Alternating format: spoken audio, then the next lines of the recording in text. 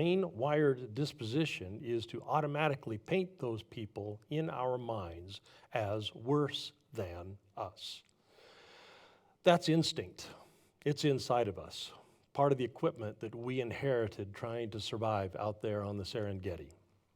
But religion has an important job, and that is to help us rise above our red in tooth and claw instincts, to train us to care for the outsider, to care for the stranger, to look out for the foreigner, to see them as we see ourselves. But instead, we saw in that lesson, in the West, we got into bed with power, and we got into bed with the Roman Empire and empires since then. And when we did that, we stopped helping one another overcome our inherited brain biases, and instead we actually elevated that otherizing instinct, that otherizing brain bias, to the venerated position of religious narrative. In effect, we told ourselves God has made it this way. Well, if you missed, that was important enough for 4 weeks of background because it outlines the inner resistance that we will face, that we do face if we want to start doing the practical things required to be oneness people living in a twoness world. Any capacity to sustain that effort over time is going to be undercut by those core instincts. We have to be informed so that we can move forward. So after the lesson, here are the questions that we will talk about together. Also, we have a new place for you to post your thoughts. Instead of Mentee, I've created a new group this morning. It's if you go to your app, it's under chat, and it's called WYT. What are you thinking? And you could just put any thoughts you have, any questions you have. I would really love to read them, and we can also continue that discussion through the week. Well, today's lesson, as is often the case, is a little bit big picture context. We're going to see some ancient wisdom and we're going to see some quantum physics, and both will make the case for an everything connected worldview. But the questions will get much more practical. What happens if we begin to internalize this worldview? What happens to you and what happens to me? What could happen to us? What could happen through us? What might we begin this very week to do if we begin to approach our worlds differently? Well, I'll put the questions back up at the end of the lesson, but they're up there now to give you a chance to be thinking about. Now, we did not use the word oneness when we were describing our religion's meaning-making narrative before Augustine. We didn't use the word oneness when we were describing our religion's meaning-making narrative before we got into bed with empire. But it was that. It is a oneness story. Every one of us made of the same divine breath. That's what our first story tells us. Every one of us made of the same divine spirit. I am and you are, as are the rocks and the trees and the rain and the rivers. Ours was a oneness story before empire. We see that oneness narrative, John 17, Jesus taught it to us, and we see it in Paul. A well-known section of Paul's letter to the early Christians in Rome says, in essence, lots of different people, each of them with different capacities, each with different gifts, but in a very real way, part of a singular reality. We put that one up there on the wall. Here's how he said it. He said, "We, being many, are one body, all in the Spirit of Christ. Every one of us is a member of every other one of us. Every one of us is a member of every other one of us. Each of us is like a limb or a joint or an organ in a body, together making up a single holistic entity." Now that Greek word for member there is melos, and it means to be a knee joint is a part of, a member of the human body. Now, we could fixate on the individuality of the knee joint, and I imagine there are specialists who do knee surgeries all day long that do that, fixate on the individuality of the knee joint. But that kind of misses the point of the knee. We don't really understand knee joint without also understanding it in the context of its connectedness to fibia and tibia and to femur. The knee joint is understood in its relationship to, its connection to the whole. A knee joint finds its meaning in its connectedness. Knee joint as a concept makes sense only in the context of where it finds itself, where it is connected. Well, that was Paul. That was our ancient tradition trying to express an intuitive understanding before quantum physics. So the Dalai Lama said something very similar. He said, "In our quest for happiness and the avoidance of suffering, we are all fundamentally the same and therefore equal. Despite the characteristics that differentiate us, race and language, religion, gender, wealth, and many others, we are all equal in terms of our basic humanity." Which is, again, the spiritual tradition trying to express a deep spiritual concept before quantum physics. Because spiritual wisdom has long intuited that everything is connected to everything else. Everything is part of a fundamental whole.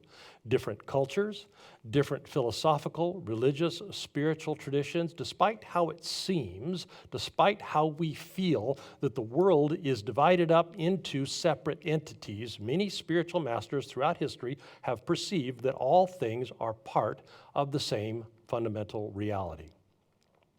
But now, we do have quantum physics, and have had for more than 100 years. Scientists doing their best to figure out a very non-intuitive reality that you and I live in. Einstein said it this way. He said, we experience ourselves, our thoughts, and our feelings as something separate from the rest. And it's a kind of optical delusion of consciousness. I love that phrase. It's an optical delusion of consciousness. Now, the thing is, our brains evolved that optical delusion working as they do at the level of big things. Our brains function dealing with things that we can touch and feel and see and handle. And working at that level of reality, we developed a basic wiring, a basic intuition about the nature of things. Because at that level, it sure feels like we are living in a reality filled with separate, discrete packages of separateness. But if we could see small stuff, I mean like quantum small stuff, the building blocks of everything that is, we'd see, no, it's just not that way. It is not a two-ness reality, it's a oneness reality. Everything is connected to everything else. Again, non-intuitive, which makes the spiritual masters all the more amazing that they were able to intuit this bedrock reality before anybody knew anything about quantum entanglement. Everything is connected to everything else. It's the spiritual tradition, it's ancient wisdom, and it's quantum entanglement. I was just talking to my daughter about this the other day. You have probably heard the term spooky action at a distance. That was Einstein writing to Niels Bohr about the weirdness of the emerging quantum field. They were learning stuff that is really very, very troubling because it is very non-intuitive. One of the bedrocks of physics is that the speed of light is a barrier that cannot be crossed because as you do, the inverse relationship with mass makes it too cumbersome anyway. Light years away from one another, one subatomic particle is instantaneously affected by another. That's quantum entanglement. So either information is moving faster than the speed of light, except again, that's an Einstein no-no, or we can't really understand the first subatomic particle apart from its connectedness to the other one. Like a knee joint that can't fully be understood separated from the leg, we can't really understand these two particles as separate entities. Now again, as non-intuitive as that sounds, given that one of those particles is in a galaxy far, far away, we can only describe them in their connectedness one to another, part of a oneness rather than a two-ness. Now, we do have quantum physics, as I said a moment ago, and have had for about 100 years. So we are beginning to understand that what the ancient masters intuited so long ago is the reality that we live in. Everything is connected. Now, it still sounds strange, but the thing is, it sounds a lot less strange than it did 10 years ago or 30 years ago. Because what's happening is our society's collective consciousness is beginning to catch up to the physicists. I was explaining a little bit of the lesson yesterday talking to my wife, and she said, that idea, it's kind of out there. She listens to a lot of podcasts on the connection between brain and body and healing and all those kinds of things. And she said, I'm hearing that idea more and more frequently. But the thing is, it's still a non-intuitive way of seeing the reality that we live in. Nobody intuits Schrodinger's cat that is both alive and dead at the same time until we open up the box and look. That is just crazy. That is a non-intuitive reality, that a reality exists as waves of probability until conscious observation forces a choice. Weird as that is, it is starting to sink into our collective awareness. And you might have heard the concept before. Nobody really intuits how a planet, Earth, and a moon, and a Milky Way, and a galaxy far, far away are really all connected as part of a seamless oneness. They seem very much to us like distinct separate entities. But over time, that is starting to sink into our collective awareness. And nobody really intuits how a world full of divisions, with very different people, with different histories and different cultures and different needs and different values, how they really are part of a seamless oneness. But that too is starting to sink in to our collective shared consciousness, our awareness. Beyond surface appearances, beyond the limited imaginations of our evolutionary brains, everything is fundamentally one. Seemingly separate things are, in fact, part of an interconnected whole. Everything is the same stuff. Muons or leptons or quarks or probabilities or energy or quantum processes, whatever the fundamental component of reality is, it's all the same. But here's the problem. Everything connected doesn't make sense in our brains. Everything connected is non-intuitive.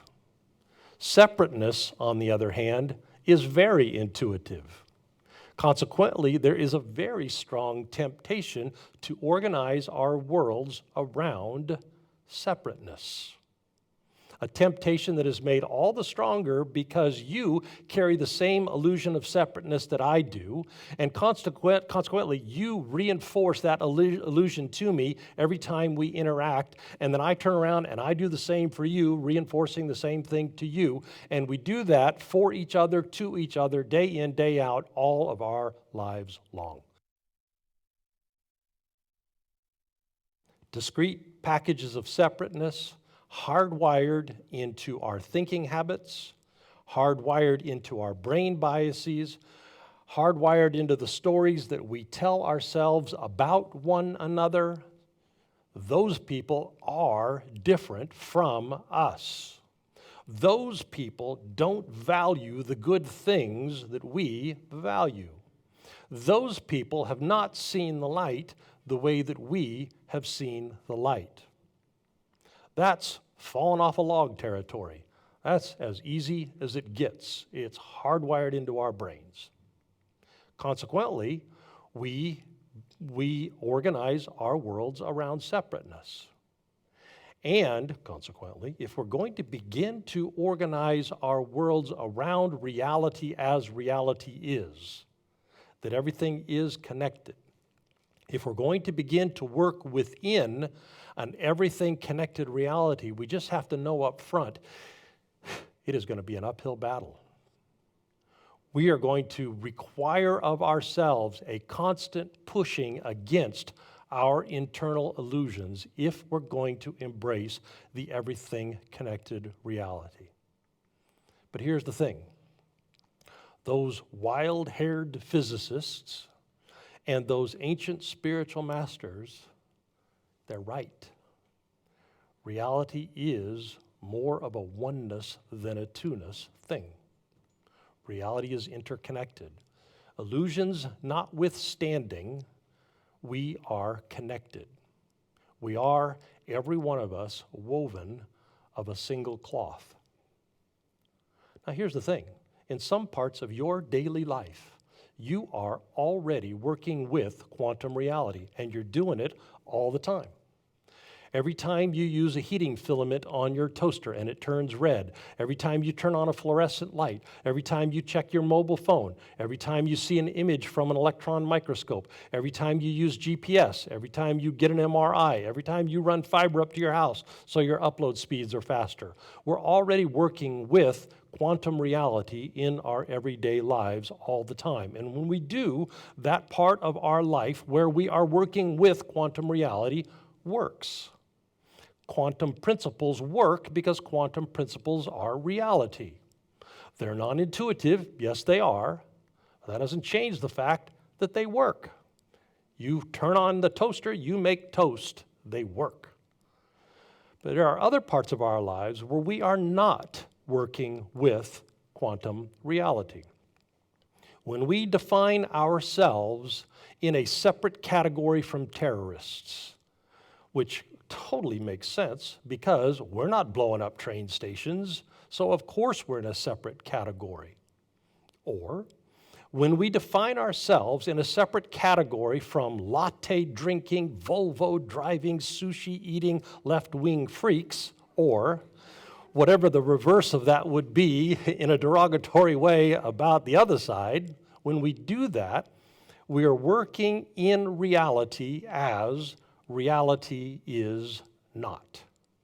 We are surrendering to the illusion of separateness. We are organizing our worlds around differences that are not different. And here's the problem. Intuitive or not, when we organize ourselves around a reality that isn't real enough, it's eventually going to break down. We can make illusion work for a while. The illusion of separateness, we can make it work for a while. We can make it work for 100 years. We can make it work for 400 years in our own nation. But eventually, reality that is not real enough is going to break down. And when it does, life stops working. And if you look around, life has stopped working for a whole lot of people in our society. An article came out in Scientific American in 2018. What would happen if everyone believed that everything is one? 2 neuroscientists from Duke did a psych study. What happens to the people as they increasingly take on this worldview shift? What happens as people begin to embrace the concept, the notion, the bedrock principle that everything is connected? Now, this is where we start getting very practical. Up until now, it's been a little bit ethereal, a little bit conceptual, but this is where it gets very practical, because the stuff we can actually do to be oneness people in a twoness world begins with what we think. It begins with how we frame the reality that we live in. So the experiment that they actually ran 2 of them, began with a battery of what is your worldview tests. They established how deeply people had internalized the concept that seemingly separate things are part of the same whole, that at the most basic level of reality, everything is one, that separation is illusion, that everything is composed of the same substance. For some, that substance was called spirit. For others, it was called consciousness. For others, it was called quartz. Whatever it was, the same basic essence makes up everything. Well, the first thing they found is that there are still not a lot of people who think about this stuff, Only about 20% of their participants had framed these kinds of thoughts or conversations in their lives, but that's 20%. And here's the thing about 20%. 20% is not 0%. And that's a bigger number than it was 10 years ago, and it's a bigger number than it was 100 years ago. But what was most interesting about their study is what happens to people when they do begin to internalize this everything-connected worldview. When they begin to internalize that we, being many, are one body, when they begin to internalize that we are tied together in a single garment of destiny, when we begin to realize that we are, despite our apparent divisions, more connected than we are separate, what happens to us, in us, is pretty profound. Align ourselves with this more accurate view of reality, and it begins to change how we live our daily lives. By increasingly embracing the oneness worldview, we end up approaching other people as more like us than unlike us. We begin to care more about others than we do exclusively caring for our own. We organize our values for the well-being of the bigger picture, the whole, not just the part. We live more inclusively. We don't just care about personal well-being. We increasingly care about the well-being of other people, even distant people. We care more about the well-being of animals. We care more about the well-being of nature. Worldview shift also affects our interior emotional responses to the world that we live in. People report deeper feelings of connectedness as they increasingly take on this everything is connected worldview. They report feeling more connected to people who are different from themselves, more connected to nature when they are out among the trees. When we begin to embrace the more connected worldview, we report more frequent aha kinds of experiences or epiphanies or peak experiences. We sense our connectedness to the world around us. We sense our connectedness to the people around us. We feel more compassionate toward those with whom we sense that we are more connected. We begin to practice with a broader and broader circle, the same pattern that we follow when we practice the loving kindness meditation. We feel more connected to our own people and then to neutral people and then to irritating people and even to enemy people. Worldview shift begins to change how we navigate our everyday lives. We begin to develop more universal concern, care beyond our kinship groups, more pressing experience of and concern for the community and the city and our world. And this one's important. We begin to also develop a deeper sense of our common humanity, even with the people that the outrage industry has pitted us against. We begin to see how they are like us. Remember I said those brain biases, they're wired into us. We have this natural inclination to see that they are different from us, that they are worse than us, they are worse than our people, and those biases begin to wither as we begin to change our worldview, our perception.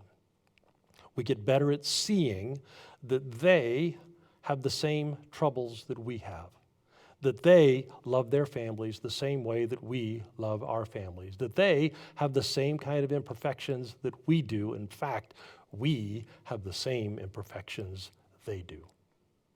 The filtering mechanism in our brains that tends to make us filter out our own imperfections and highlight theirs, those filtering mechanics begin to subside with a change of worldview. We begin to expand our compassion, expand our capacity for compassion, moving from our in-group outwardly in larger and larger circles. We do less vilifying of their bad behavior and more seeing of what Paul said happens. Oh yeah, that's me too. Chief among them, that's me, that's us. Well, and this finding I thought was a little bit surprising. As we increasingly embrace the oneness worldview and increasingly take on our connectedness to broader circles of people, we begin to not diminish care and concern for ourselves as much as we did when we were actually focused on that. It turns out that we begin to see ourselves as also an essential component of the whole, and actually increase our capacity for self-care, increase our capacity for healthy boundaries, increase our capacity for self-direction and for personal achievement. Worldview shift. It's a thing. All right, I'm putting the questions back up to give you some time to be thinking. So that whole thing, quantum superpositioning, ancient wisdom about knee joints, it's vague, it's fuzzy. Vague and fuzzy is kind of how visceral works, and worldview does happen kind of at a visceral level. So you could kind of expect it was going to be vague and fuzzy. But here's the thing. Start to work in the everything connected worldview, and the implications are not vague, and they're not fuzzy at all. Start adopting the quantum worldview, the spiritual worldview, and it starts changing our everyday lives. We can't always heal all of the divisions that are around us, but we can do a whole lot more than we usually think we can. Once we start internalizing that they are, in a very real way, us, we kind of automatically start thinking and acting differently. And that, it turns out, changes a lot. We increasingly become catalysts of change in our day-to-day relationships. We start creating the preconditions in which change can happen. We start making connections where previously there were no connections. There had only been divisions. We start getting out of the confines of our people, and we start practicing the proximity principle, getting closer to other people. Our worlds, having been confined to those like us, begin to expand, creating the preconditions in which we can begin to break down the divisions that beset us. And when we get out there, we actually carry something with us when we go. We carry a capacity when we see differently, the capacity to soothe the inflammation that keeps us from healing those divisions, because we start to see ourselves not pitted against the other. We start to intuit how we can lower the temperature and create the space in which we can talk about the good of the whole, not just the good of the part. Now, in our own community, we do some practices. We do a whole bunch of practices. One of them is we do our self-awareness worksheets. It's a valuable practice because self-awareness is incredibly helpful. But it's also a preliminary step to helping us effectively resolve conflicts. When this worldview takes root, we have to get very practical, and we have to begin seeking out tools that will help us create oneness. And the thing is, there are tools. Lots of them. We seek out effective tools like the worksheet, like effective listening, like conflict resolution, that help us be oneness creating people. But it starts with worldview. It starts with the need born of the reality that I am them and they are me. When that happens, well, then we have to find out how to make this work, because we are more one than we are two. And so consequently, when we embrace the worldview, we get better at seeing things through the eyes of another. We get better at sensing how another's wounds might be impacting them, and how their wounds are very much like my own wounds. We start to intuit and to sense how another's needs are the same as my needs. Just seeing the world as connected, we get less inclined to negotiate only for the good of me and mine, and we become more inclined to negotiate for the good of the whole.